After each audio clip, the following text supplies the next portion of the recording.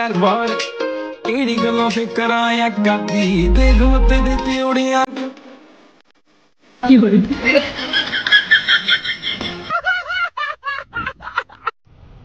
আসসালামু আলাইকুম।